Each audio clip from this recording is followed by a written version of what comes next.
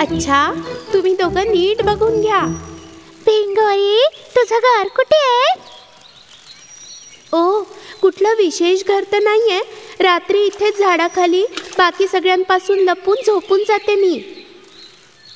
आणि आम्ही बेडूक पाण्यात अंडी देतो. अच्छा, आम्ही पण अशीच अंडी देतो. मग पाण्यात अंडी वाहून नाही जाणार का?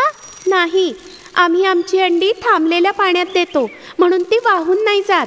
काल मी पण एक भिंगोरी पाहिली, पण ती दिसायला बिलकुल तुझ्यासारखी सुंदर नव्हती आणि तिचे पंख तुझ्यासारखे नव्हते की ती इतक्या उंच उडू शकेल. ओहो, हे कोण आहे? आणि जेव्हा मी विचारलं तेव्हा त्यांनी सांगितलं ते धूळ आणि मातीत अंडी देत आहेत. ओ, आत्ता माझ्या लक्षात आलं. चला माझ्यासोबत, मी त्याचं घर दाखवते.